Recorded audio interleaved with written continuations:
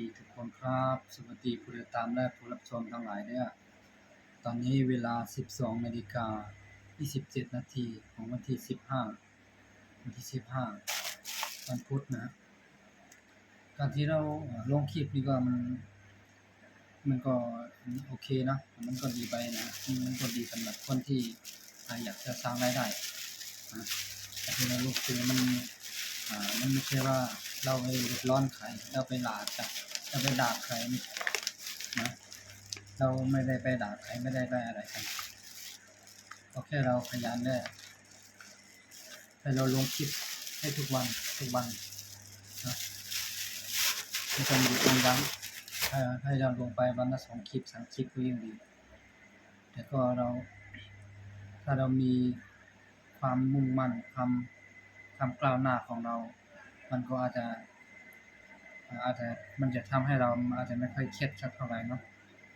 มันจะไม่ค่อยเครียดนะครับถ้าเราทำเชี่ยงเดือนเชี่ยงปีมาเราก็จะหวังว่าจะได้เงินใช่ไหมทุกคนก็หวังว่าจะได้เงินเชี่ยงเดือนถึงวันที่5คิดว่าจะได้เงินเดือนค่าแรงทุกคนก็ดีใจเนาะทุกคนก็ดีใจต่อไปแล้วกว่าจะได้เงินทุกบาททุกสตางค์ก็ต้องอดหลับอดนอนหาเงินกว่าจะได้มาก็ไม่ใช่เรื่องง่ายนะแต่ว่าเราหาเงินเพราะว่ามันขาดไม่ได้ครับเรื่องเงิน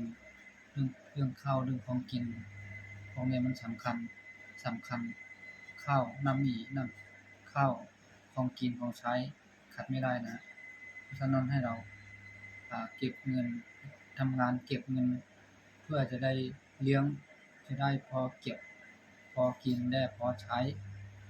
อย่าไปใช้มั่วซั่วอย่าไปใช้มั่วเงินทุกบาททุกสตางค์เราหามามันลำบากมันหายากไงทุกคนก็คิดเอาเองเนาะถ้าคุณทำงานเหนื่อยทุกวันใดถ้าคุณไม่พักคุณก็เหนื่อยมากเครียดด้วยอยากให้ทุกคนเข้าใจตรงนี้นะก็คงจะมีแค่นี้ครับผมสวัสดีครับ